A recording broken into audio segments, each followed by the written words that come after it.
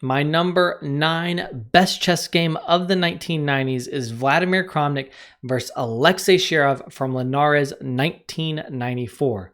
I think most in the chess world will be familiar with Kramnik's many achievements, including defeating Kasparov and becoming world champion in 2000, but many may not be familiar with exactly how dominant Shirov was in the 1990s. For example, in this year, 94, he was ranked third in the world for most of the year behind Kasparov, although technically Kasparov was stricken from the FIDE list. That's kind of stupid, and I'm going to ignore that fact, and behind Anatoly Karpov. In fact, in the same tournament, Karpov in 94 achieved one of the greatest tournament victories of all time. Later in the decade, in 1998, Kramnik and Shirov would play a brilliant match that Shirov won, and he earned the right to play Kasparov for the World Championship.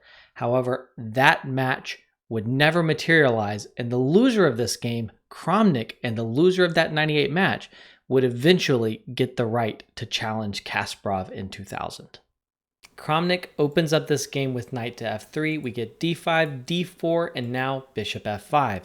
This is a little bit suspect. It presages the London system, which is so popular nowadays, but wasn't so popular at the time. It has some of the same drawbacks, including weakening this pawn right here. Kramnik tries to take advantage by playing c4 and then knight c3 and then queen to b3, saying to Shirov, hey, what are you going to do about this pawn right here? Shirov responds with queen to b6. Now, this standoff with the queens facing each other from the b3 and b6 squares is really classic. In this position, very common is, as Kramnik plays, pawn to c5, attacking the black queen. You really don't want to trade queens here because the doubled pawns don't matter so much. They're not really that weak. Black can't target them, but the half-open a-file is very useful to white. Therefore, after the pawn advances to c5, Shirov just pulls the queen back and says, hey, c5 did take away some of the pressure on my center. When you advanced and closed things off, you made it so that my queen can step back to a more passive square, and it's okay. So the queen pulls back. We get a classic tactic, bishop f4 here, putting the bishop on a nice square. You might say, but hey, the bishop is hanging. Why can't I take that? Good question. The reason you cannot take is queen takes b7. And in this position, it's not just the pawn you're losing, it's also the trapped rook in the corner. And it's not going to be possible here for black to trap the white queen after it captures the rook.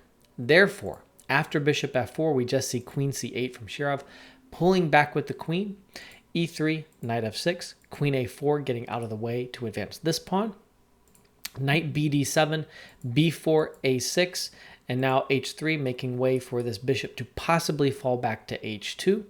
Bishop e7, queen to b3, getting out of the way of the other pawn on the queen side.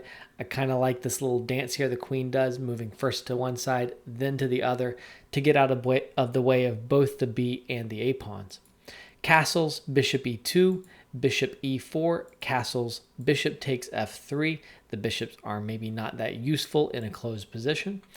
And now bishop d8. This is a nice move to pull this bishop back, which has no scope, and try to trade it for this bishop. Even though the bishop on f4 is the good bishop, or is the bad bishop, because it's on the same color as the white pawns, it has scope, and this bishop has no scope. So you want to trade your good bishop for the bad bishop, in this case as black. Pawn to a4, bishop c7 offering that trade, bishop g5 saying, actually, I don't want to trade for your bishop. I'd rather trade for your knight because the position is closed.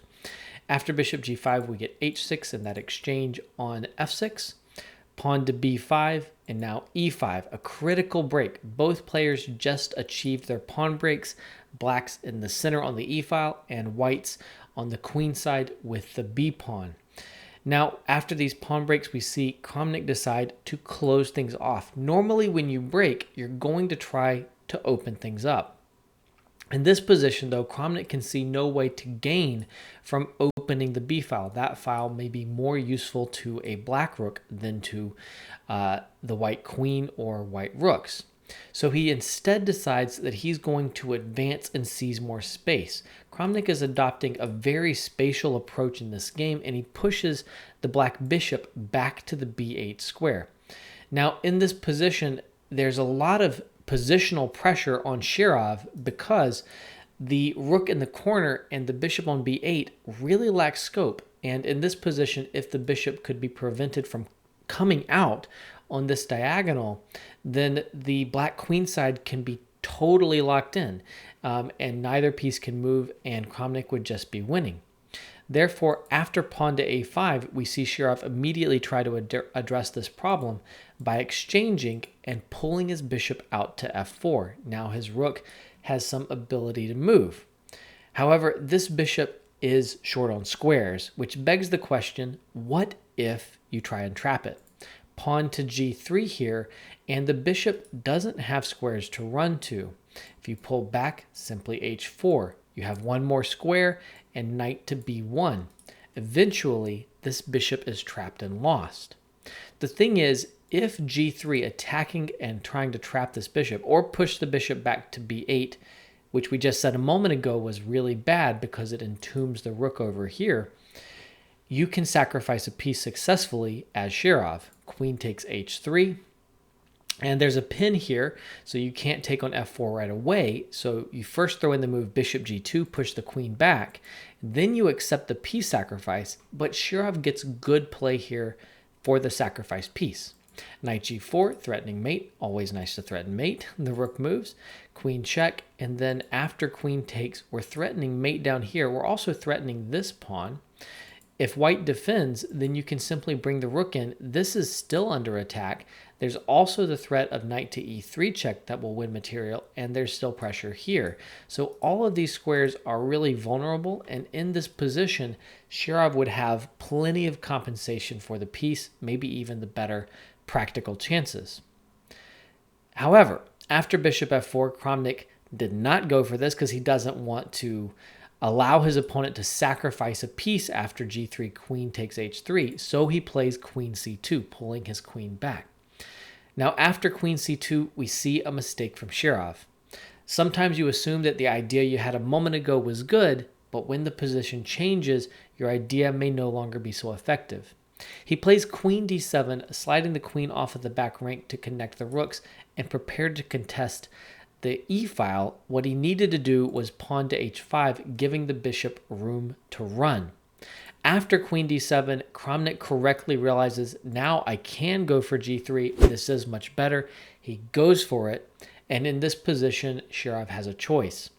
To be honest, Shirov did not consider it much of a choice because he had no intention to save his bishop by pulling it back. He would never be able to get these pieces out in this position. For example, a move like king g2 just solidifying the king side leaves black really positionally helpless here. So after g3, he does go for queen takes h3, sacrificing the piece, but his move queen d7 didn't help him last turn, and queen c2 was a very important defensive move for Kramnik. So once again, we see the intermediate move bishop g2 because there was the pin here. You couldn't capture on f4 until after you push the queen back like this. Now the piece can be captured, and knight g4, threatening mate. The rook should move, and Kramnik plays a very nice move, rook to d1. In this position, most players would reflexively contest the e-file, and that's not a bad move, and Shirov probably wouldn't have enough compensation there anyway. But rook d1 is better, because if Shirov now goes for the check and the capture here on f4, the fact that the queen on c2 is on c2 and the rook is on d1 allows in this position to move queen d2. This defends everything and offers a critical queen trade thanks to the fact that the rook on d1 is supporting the white queen, and this really kills any kind of counterplay that Shirov could hope to have. Therefore, after the rook moves over to d1, he doesn't throw his check yet. He tries to hold on to it, and he goes for rook a to e8. Now, rook d3 is a nice move, adding support along the third rank here. Queen h2 check, king f1, and again, we don't really want to capture on f4 because we're just inviting offers of a queen trade that are helping white. We can't accept the queen trade, so our queen is having to fall backwards. And if we jump in here with queen to h2, we're just inviting rook to h3. Nice work by the rook on the third rank. So after king f1, we get f5 expanding over here, queen d2 from Kramnik just consolidating, and now rook to f6, thinking about lifting the rook and creating dangerous threats. In this position, Kramnik realizes that rook f6 blocked the knight's retreat, and he goes for pawn to f3. Now, at this point, we've reached a really critical moment in the game.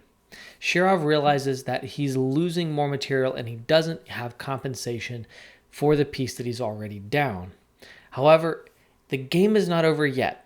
A lesser player might resign in this position or after a few more moves that don't really give any hope of saving the game. Shirov is no lesser player, and in this position he finds an incredible practical resource. This is a great moment to pause your video and try to figure out what he did. Well, the move that Shirov goes for is rook to e4. Boom! This is a move that physically repels a player. If you are playing white here as Kramnik is, I can see you literally pulling back from the board in a sort of shock and surprise when a move like this hits. A moment ago, you're past move 30 at this point. You might have been a little bit low on time, but you're thinking there's nothing my opponent can do. Everything's nice and safe. I don't have to calculate. I'm in total control. And then rook e4 hits the board, and you must calculate, and you realize this is not going to be an easy game. That does not change the fact that Shirov is lost after rook e4, but it is a brilliant, brilliant move that creates tremendous problems for Kramnik to solve in this position.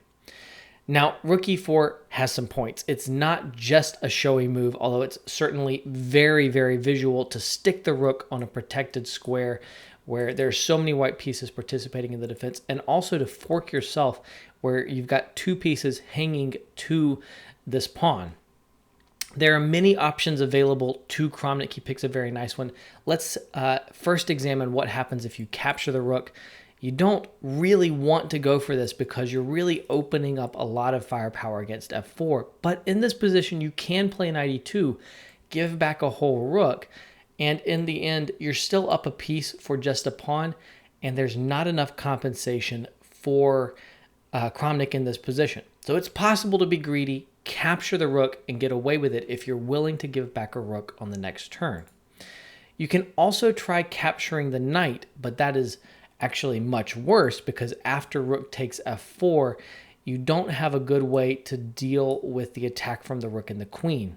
If you move over, checks on g1 or g2 are going to win your bishop on g2, and if you try blocking, then after a trade, you will lose your queen on d2, an important motif. The queen is vulnerable along the second rank. So, after rook e4, boom, we see another boom move, this time from Kramnik. He's not giving in easy. Knight takes d5, a beautiful piece sacrifice and a very strong move. After knight takes d5, the point is to launch these pawns on the queen side that are really quite close to promotion. After knight takes d5, we get c takes d5, and now pawn to c6, and these pawns are a force. If you were to capture here with the rook, then at this point it is possible to capture the rook on e4 finally, because after black captures back, there's no attack here on f4, and white can consolidate easily with rook h3. In fact, this queen on h2 is trapped in this position. Also, after pawn c6, capturing here simply allows this pawn to advance up the board, and you've lost a tempo by wasting it capturing a pawn. Therefore, after pawn c6, Shirov just commits to his attack and says, I'm going to let you progress on the queen side, but let's see if I can get there first against your king. Rook takes f4. Now, do you want to push this pawn, or do you want to capture on b7? Both are tempting options.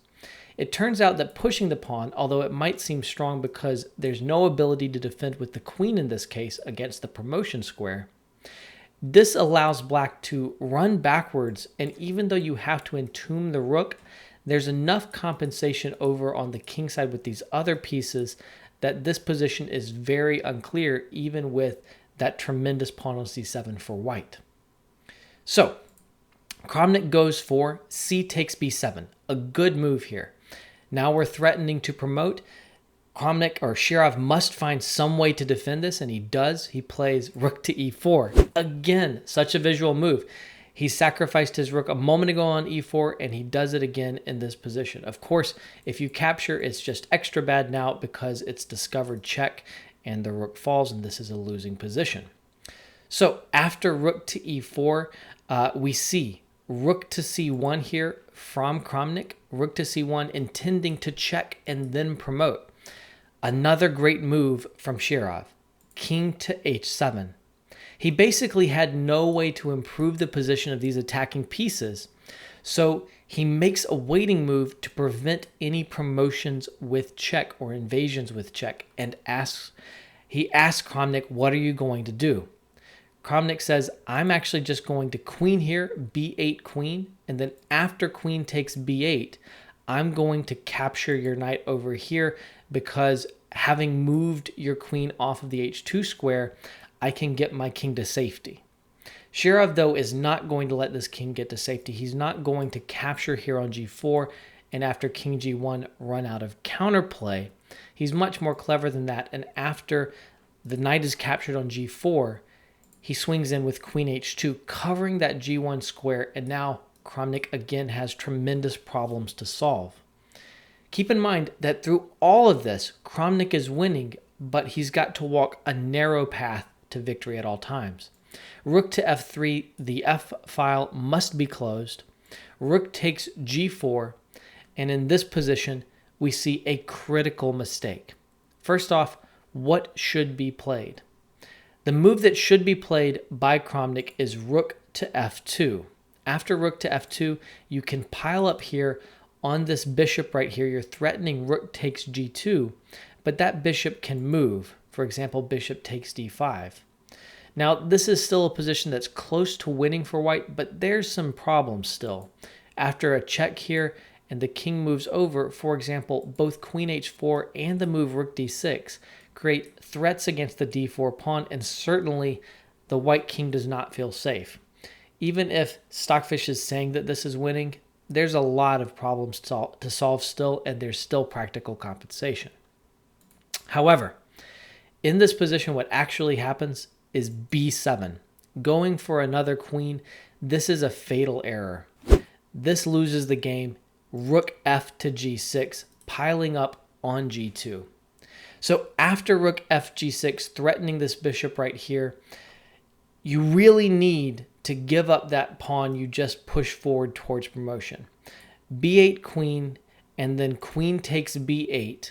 And in this position, you can defend, but after the queen comes back with queen h2, or possibly black advances with a move like pawn to f4, we should see eventually a win from black with accurate play from both players. f4 is looking like the stronger move the more the computer thinks about it. Instead, after the rooks piled up on the g-file here, Kramnik played rook c2, but after rook takes g2, queen takes g2. In this position, there's no ability for the two rooks to defend against the black queen. There's a check right here. You can't block because this falls. Therefore, the king moves up to f2, and after queen b1, picking off the b7 pawn and defending the f5 pawn, Kramnik decided that there was no further point in resistance, and he resigned the game. Shirov afterwards said that you could live an entire lifetime of chess to play a game like this. Certainly, this game has made a huge impression on me. I remember seeing it for the first time very vividly, and for a long time it was just my favorite game in chess. I hope that you've enjoyed it as well. If you want to see more of the best games from the 1990s, the 2000s, or the 2010s, then click on the playlist sitting right on top of the screen.